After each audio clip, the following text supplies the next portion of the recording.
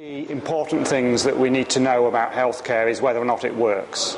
If it does work, just how effective is it? And if it doesn't work, it might be harmful, it might waste resources, it might mean that people don't get treatment that is actually beneficial for them. So what we've been trying to do is to identify interventions in healthcare that simply do not work. They're a waste for the National Health Service in the UK. We need to know what they are, and the UK Cochrane Centre has been working with the National Institute of Health and Clinical Excellence, or NICE, to try and identify those interventions, make a list of them, work out what the savings might be to the NHS in order to encourage practitioners and policymakers in the NHS to stop using them. The idea is that we will disinvest in those ineffective interventions. We'll then be able to start looking at things where maybe the evidence is not strong enough to support a large amount of expenditure, but that's another step. And at the moment we're not looking too much at the idea of cost effectiveness. We're really trying to say these interventions just do not work. We are wasting our money, we are wasting patients' time, we are wasting doctors' time, we're wasting the time of nurses and midwives. We need to stop wasting that time and that money.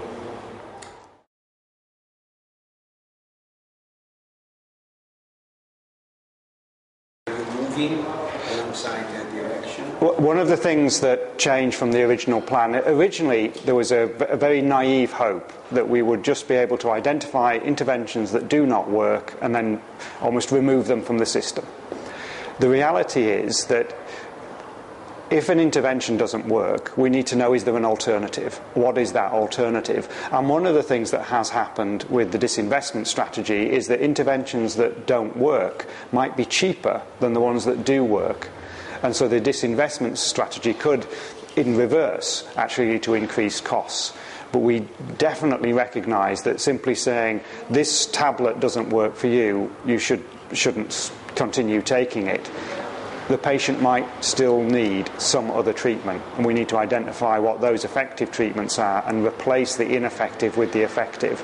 And in the bigger picture of moving towards more evidence-based healthcare, that's exactly what we need to do. We need to find the things that are ineffective or are not effective enough and replace them with effective treatments.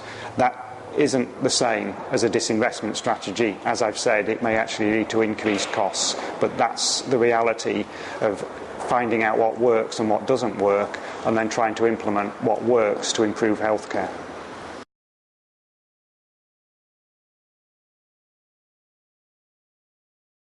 Certainly one of the challenges as the disinvestment strategy grows will be that a treatment that has been shown in research to be on average ineffective, some patients might benefit from that. Many patients who've been on that treatment for a long time might feel they're deriving a benefit from it, even if the benefit is simply reassurance. And so certainly one of the challenges with a disinvestment strategy will be working closely with patients to explain to them that this is about trying to use the resources available to the National Health Service in a more evidence-based way, but also to make sure that that patient has the best opportunities of receiving the best treatments.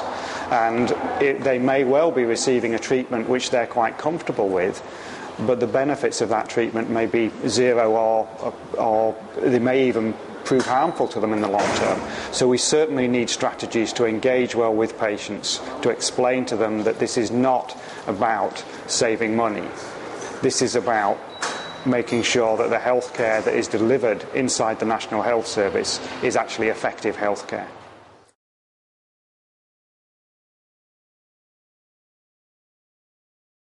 The disinvestment work with NICE actually began before we went into the national and international recessions that we're in.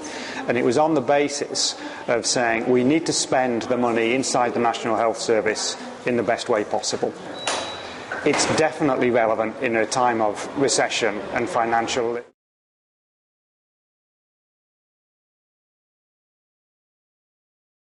The project worked well when we had good advice on what is relevant to the National Health Service, and that's vital.